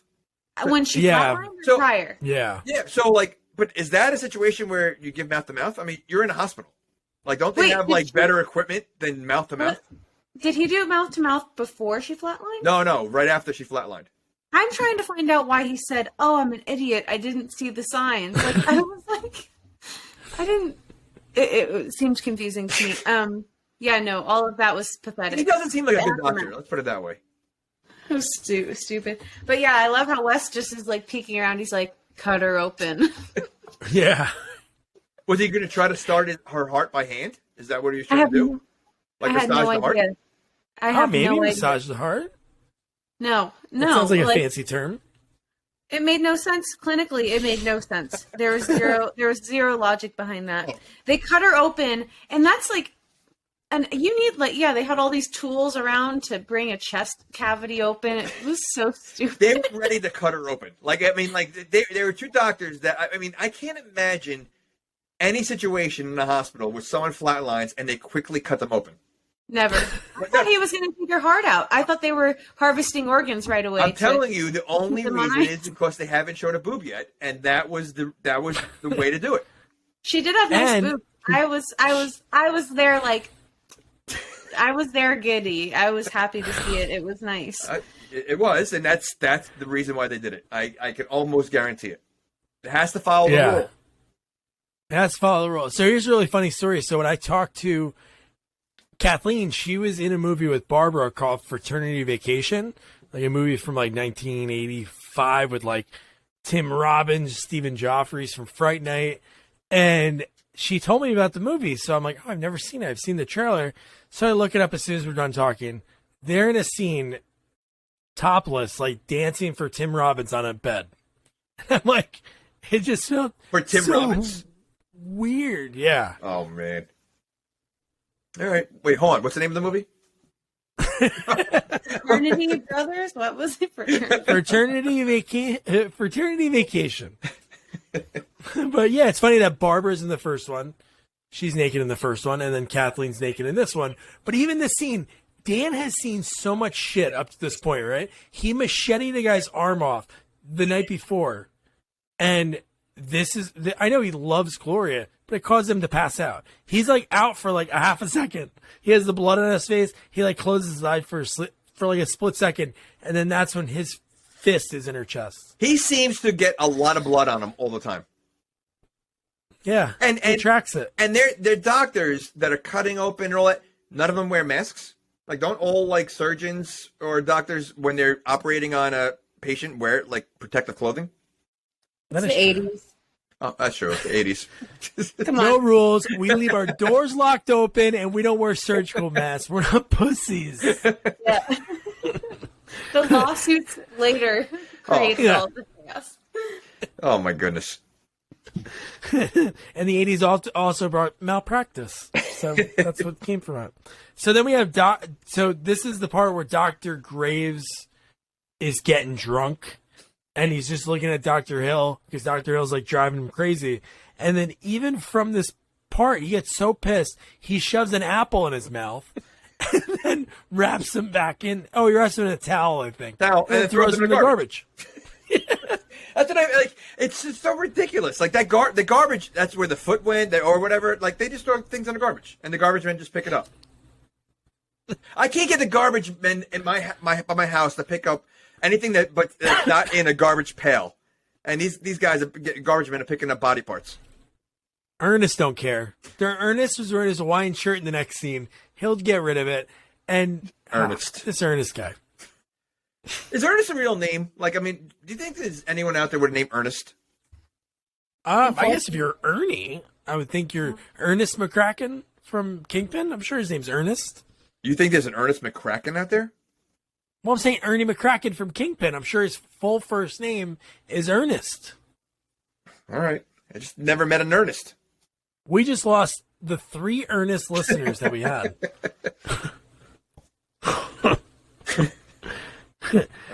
And what do you think about the makeup of when he's breaking it down to Dan, the breakdown of the body? Very interesting choices, right? There's some choice. Why? I mean, okay, so he can technically get any body part he wants because he's good at it. He's good at stealing body parts. Why would you put some of these in there? You know, I mean, he's got a hooker in there, correct? Hooker's legs. Just imagine the amount of men that was wrapped around. Maybe that turned him on. Well, the whole process definitely turns him on. But doesn't he have a killer arm or killer's hand or something? Yeah, murderer's hand. One hand is a murderer hand. The other one's a lawyer hand. And arms of a waitress. Yeah. See, I expected some of the I figured that is true. Well, no, the ballerina feet, right? Yeah, we know that. That was the first. That was the only one we really saw in the movie. I figured all this would have came into play. Like when she's walking around, like she'd be tiptoeing as the ballerina. Her, you know, her legs would be constantly open because of the being a hooker. Her hands, you know, would be moving around like a killer. Like they would go with what theme they're saying it is, but it really doesn't go into play at all. You make her sound like she should walk like a crab, like her arms out, holding a tray. What would be the point of saying all these things if they didn't have any use to it? Like, you know, because otherwise he could have said the body parts. The outcome came out the same. That's true. I was just thinking, I don't know, it would change the whole. I'm sorry, it would change like the whole like point of the movie. But if he and Dr. Cain, or maybe he just decided on his own, if we saw him actually go. Not take him at the hospital, but if he went out and sought these people and almost like a Repo Man-ish, like went and said, oh, I want Hooker's legs, and then he stalked some hooker to take the legs and maybe did it like that. But it was just weird the choices that he made. Okay, like, so where did he get these parts from? So if he's getting hooker legs, is he cutting the body in half, or are these legs just left around? I don't know. You want my feminine perspective? Sure. I think of it as ballerinas are graceful, so that's a feminine foot thing. The legs of a hooker, you know, the whole like Captain Morgan female, like yes, you know what I'm saying. Christmas Story leg, and then what was it? The masculine hand? Murderer? Was that it was a murderer hand and a lawyer hand. Okay. I can't, nothing comes to the top of my head besides getting shit done. But then the arms of you know, a woman, a waitress, she brings you food. I mean, making food, being a homebody, I don't know. But didn't he also have, the woman's flower was also something? The uterus was uterus. Yeah, Virgin? Virgin. Yep. So the virgin uterus is next to the hooker's legs. Balance. Yin and yang. You need the balance, right? Okay, all right. The conversations they would have if they could talk. But then, like, her face being gorgeous, Jamie, I agree with you. He's like, she's beautiful, and she looks like our grandma with a facelift. She looked like a grandma that unfortunately passed away like 2 years earlier, and she's still sitting in a rocking chair. That's what she looked like. Yeah. Like with Botox. Yeah, like, it was... Yeah, there was no attractiveness to her whatsoever. So then the next part is kind of funny to me because it is kind of like something they did in the first movie. But you have Dr. Graves. He goes back into that room and then he just hears a sound and the apple's just rolling on the ground. And then Dr. Hill's being carried around by the cop for the rest of the movie. And then the thing I didn't understand, what was the purpose of Dr.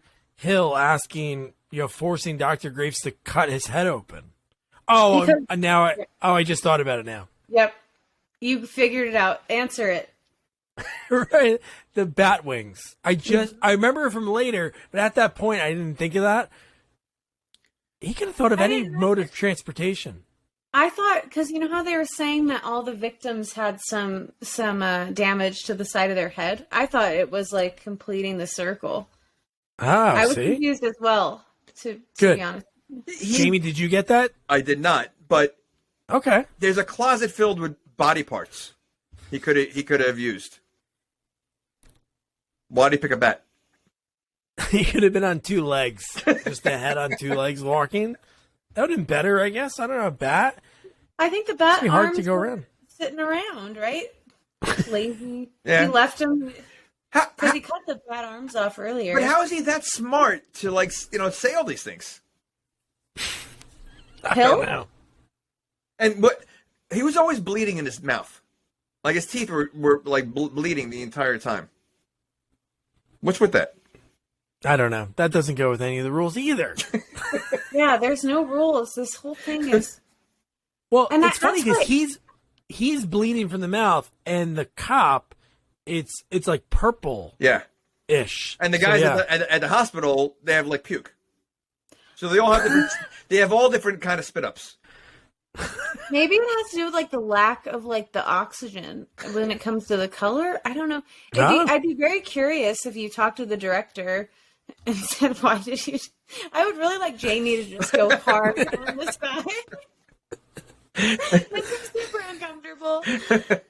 Does anyone do that to directors? Do they just hold them accountable to what they? I hope not. There's a reason why Doug does the interviews and not me. Oh man, I might be the next generation of investigation director. 80s, 30 years before 101. It made sense at the time. That's all they'll say. You know what? That's 100%. I think at the time things make sense, but when you dissect it later on, it's like, all right, what are they thinking? Yeah, well, they do it in so many movies.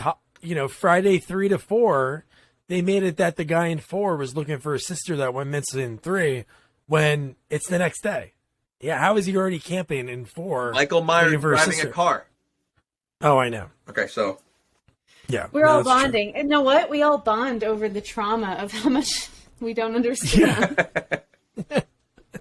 And even in this hospital, it doesn't seem like there's a lot of people, but nobody's like questioning this lurching, purple, oozing cop. Like walking around the hospital, and in seconds he sees Francesca and he assaults her again with his nub. Yeah, he puts his he's missing a hand. He puts his what? I don't know what to call it. What do you call it? His nub in her mouth. Yeah, his nub. He puts his nub in. He did. Yeah, he was so gross. But I'm not gonna say it. She does a lot of screaming in this movie. Yeah. Thank you. That was very professional of you.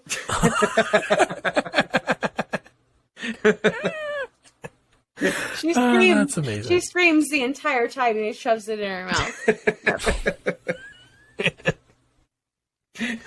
Oh, that's so great. Anyway, what does he say after that though? He goes, I'm gonna get him. Your boyfriend did this to me or something. It's like high school. It goes to like a high school scene. Yeah. Well, because her weak little body pushes him away. Yeah, right. Never.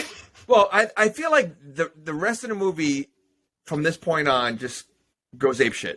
Because, Yes. I mean, I don't understand how the box gets to the house, how he has control of all the zombies that we're gonna see coming up. Like, I feel like the rest of this movie is just really just all over. Well, the box, I'm sure the cop brought it there and just left it there. I'm sure that's what it was. Cop had a car. He could have thrown it in the trunk. So he just happened to get a big crate like that and nailed shut. Granted, the cop is a zombie at this point. So you're saying the zombie cop got in a car and drove there. Maybe Ernest dropped him off when he was going out to the disco. Where is Ernest, by the way? Ooh. We haven't seen Ernest the rest of the movie. He would have been a great unlikely hero. Like randomly showing up and saving someone. Yes, he would. I would have liked that.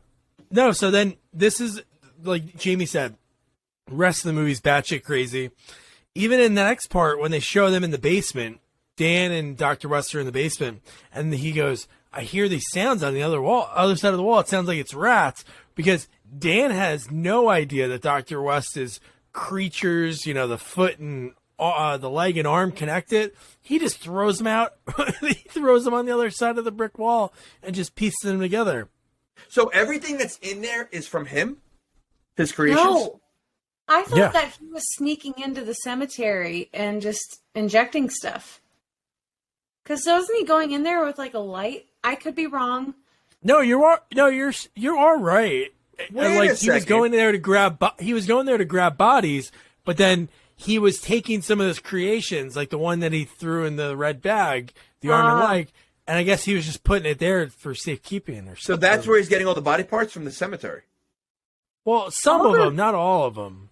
I think all those weird monsters came from because earlier in the film he gets all excited and goes, "Yeah, the mortuary is connected to the cemetery. We're so lucky." Like, and Dr. Cain is just like, "Okay, anyway, I'm dating this chick." What I don't know what he said, but I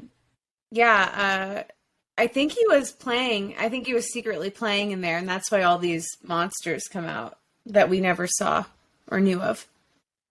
Maybe it's a pretty creepy, crazy like creations when we get to that.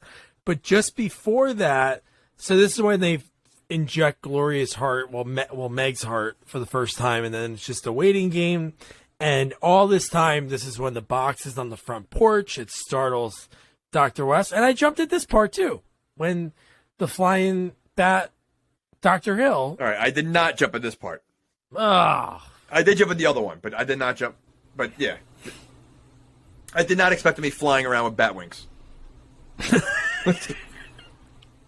That was bizarre. That was so bizarre. And then you have Francesca's at the house.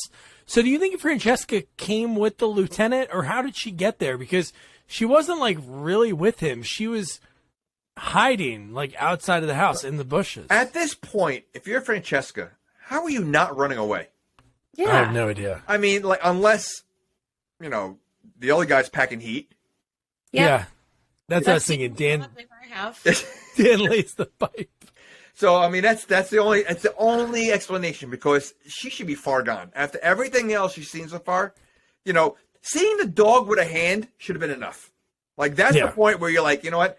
You guys are nuts. I got to get out of here. No, she comes back. But she shows up at the hospital, right? Like the day after they have that big blow up. She's like, "Oh, is he here? Yeah. I miss him." It was like, no, as a female, that made no sense. Anyway, so then, she continues to support him. Well, that's what I mean. She was up and down with him the whole movie. She hated him one time, and then... She knew he killed the cop. Yep. The cop attacks her, puts his stub in her mouth. She runs back to his house. Yeah. That's where I felt like they were being rude to Peruvian women. I felt it was Italian missionaries in Peru. Dan is packing heat, and listen, sometimes that's all it takes. I don't know. And even it's encouraging American visas for European immigrants. Go to Arkham, like all these women are like, I'm here. I saw this documentary. Where are the guys packing heat? Can you bring my grandfather back to life? I don't know. I'm sorry. Love the attempt at the. I love that. That was so then. improv. So then we have Francesca, like you mentioned, she's outside of the house. The lieutenant grabs her, so she puts herself in harm's way again, like we mentioned. And then somehow the other creatures. Now, do you think the lieutenant and Dr. Hill brought those other creatures and snuck them out of the hospital? Because the guy's wife saved Francesca by like attacking him. Yeah, how does Hill have the control of these, like, to bring? Because there was like all the monsters, like Frankenstein monsters, the Wolfman, and all that. They're all coming together to attack the people. Like, how did he do this? How did he rally the rest of the zombies up to come over?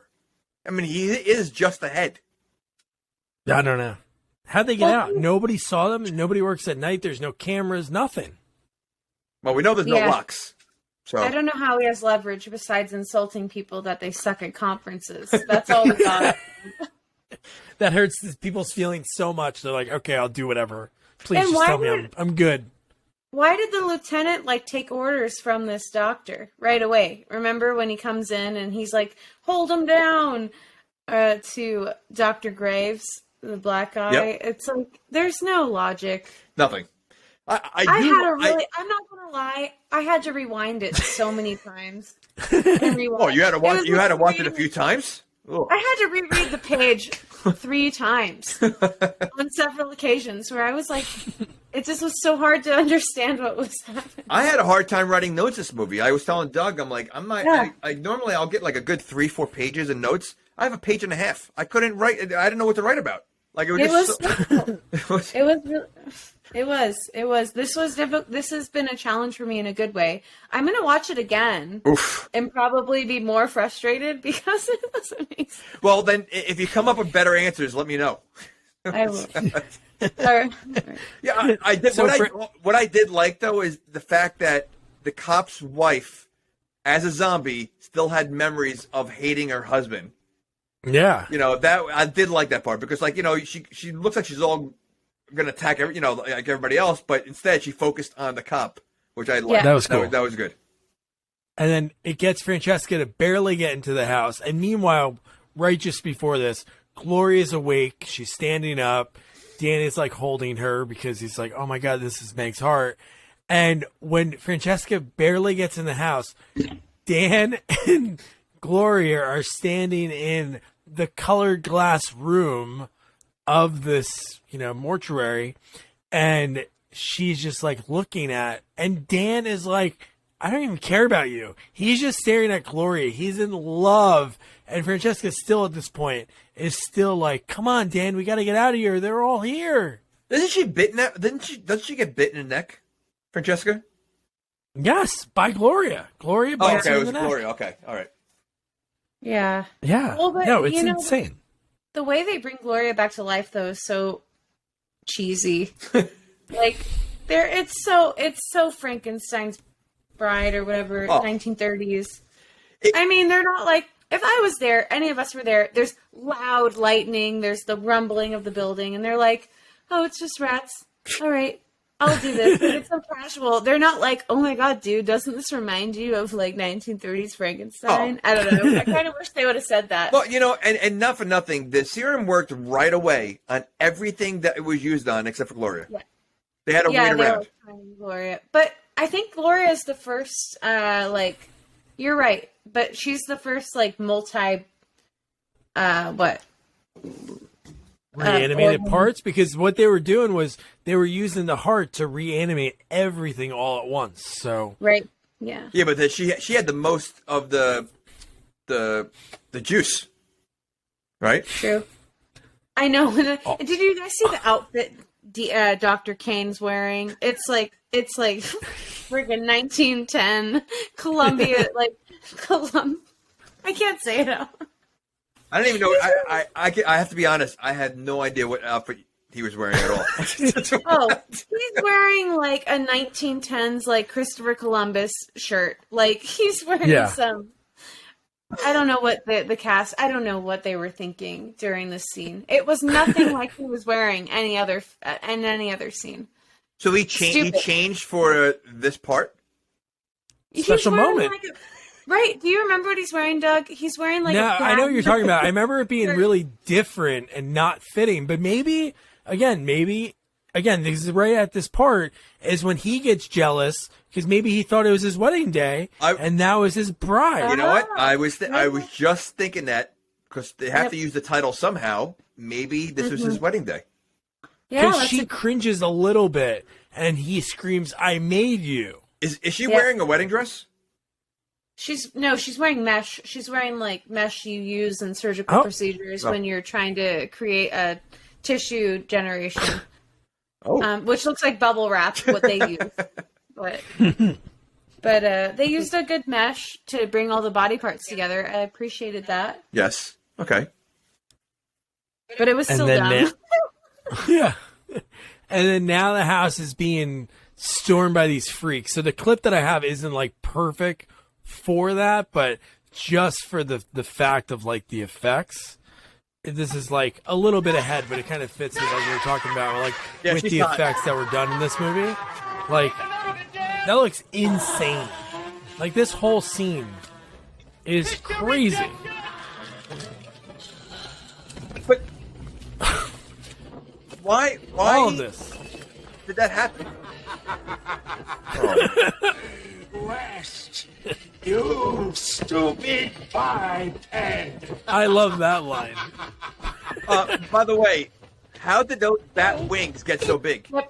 Wait, before you ask that question, Doug, his head was decapitated because in the first film, Wes kills him by using the shovel and cutting his head off. When Dr. Hill says, "I'm stealing your tech. I'm stealing your serum," because he blackmails Dr. West. So Wes grabs a shovel and is like hits him over the head, and then takes his head off. So that's how he dies. That's why there's this vengeance between the two. Gotcha. I love how 2 hours and I can remember. Perfect. I'll take it. That's good. Just in time for the end of the movie. Yeah, no, that's... But did you notice the size of those bat wings? They got big. Because the bat that they killed was really small. Yeah. You're right. Jamie, logic, you're like a lawyer. You should be the horror lawyer. That's your new name. You're going to make a new handle. It'll be horror lawyer. Horror lawyer. Sequel lawyer.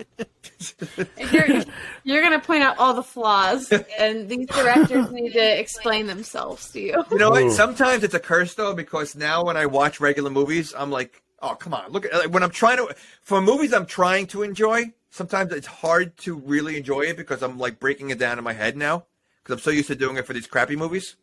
Yeah. Hey, it's a gift and a curse, you know? Yeah, you're going to piss off a lot of people. You'll have more enemies, but... That's all right. Wouldn't be the first. So then, like, this whole final act, like, well, we're in the final act, but the whole funny little fight with Francesca is going, again, this is murderer's hand, waitress arms, hooker's legs, and Francesca makes quick work of her. This is like watching like a WWF match, throws her, electrocutes her, and then right from that moment, Francesca tells Dan, like, that's not Meg, Meg's dead, and then he's like, oh, you're right, Meg is dead. Like, and he has this aha moment, and then he's like against her. He's like totally like over. But wouldn't if you're Francesca, wouldn't you think you're sloppy seconds? I mean, this guy was literally about to leave with a zombie woman.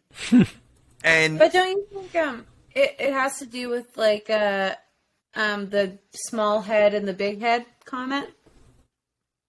Oh, yeah. Why? Does that bleed into this later? I don't know. Penis and the brain. Well, yeah, but which one are you saying the small head? The brain or the penis?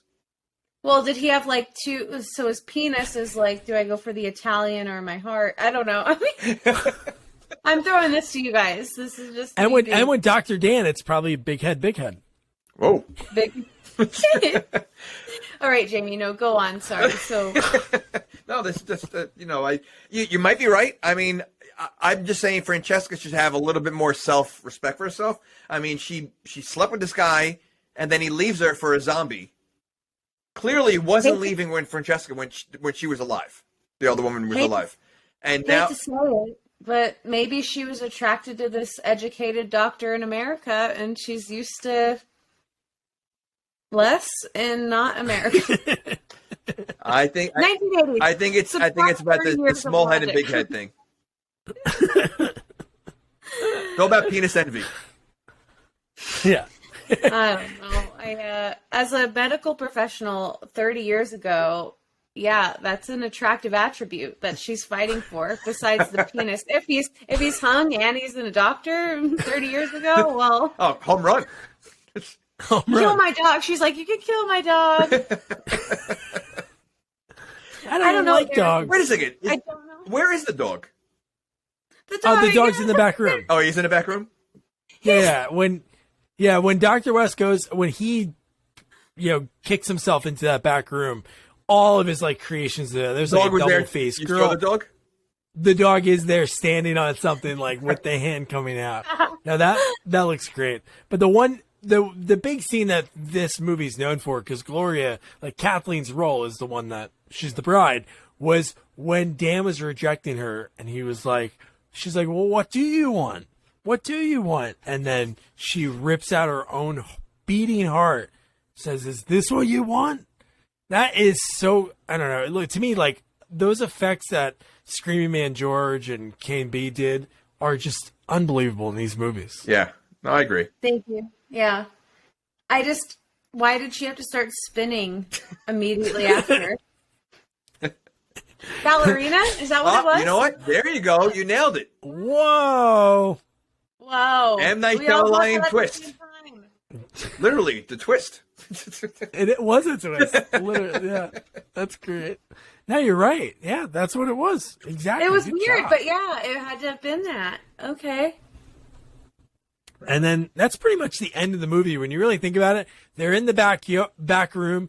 Everything starts collapsing. Like, in that, all the stones are falling down. The roof's collapsing. And that's it. Why the was only it, thing why we see was in it the collapsing? I have no idea. No reason for it to really collapse, right? Unless the wall was holding it up and the whole... But that doesn't make sense. I hope not. Yeah, that made no sense. Okay.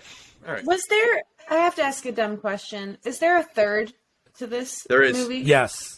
Okay. Maybe it's that Dr. West made it collapse because I haven't seen it yet, but I'm imagining they put some logic behind it. That's like the beginning of this movie. I got news to you. I think there's a fourth.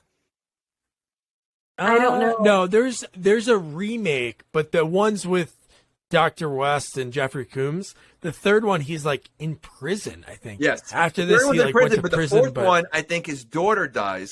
'Cause I was looking it up on IMDb, and he tries to bring her back. So I think there's a fourth He has a one. daughter? Well, He's straight? well, you can be gay and still have kids. I guess. He just is very... See Michael Jackson, see Prince. Whoa, whoa. So many times he's like, good thing you got rid of her. How many times did he say that in that film? Like 3 or 4? He's like, you don't deserve her. She sucks. Like, Yeah. can't get a dead woman pregnant. You love Meg. I mean, that's pretty much how it felt. Wow. But Yeah. what's interesting is they don't even go into the psychology of West bringing this bride back to life. And then she dies, 10 minutes later, 20? Not even. I don't even think it was that long. And he seemed pretty over it too. Like, I guess because she rejected him, he was almost over her right away. That's a kind of creep he is. So like he's so quickly to pass her on after like she rejected him. Okay, so let's go to the next one. Okay. How about this? Female perspective. Remember how Dr. Cain goes, can I inject her? Or can I, right? Yeah. Ba-boom, ba-boom, Wow. right there. Yep.